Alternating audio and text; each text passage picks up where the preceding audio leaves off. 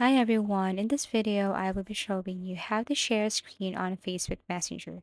So first you just have to launch your Messenger and you have to make sure that you're using the latest version of this application. Now locate and find that specific conversation. So for example, you want to share your screen to your friend. So I want to share my screen to my friend Andrea here. So what I'm going to do is I'm going to call her first by tapping this record or this call option right here.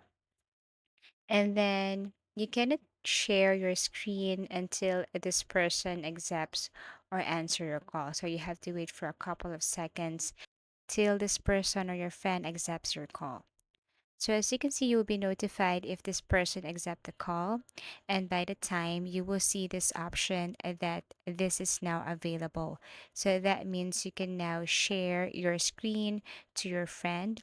So you can share a game, you can share YouTube channel. All you have to do is to tap the start sharing right here and then click start now.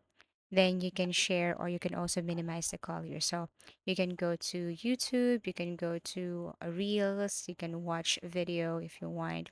So suggested videos is here. All you have to do is to select. So we have suggested reels and watch. You can also play together if you want, and if you want to share your screen like outside here, you can go to any applications that you want.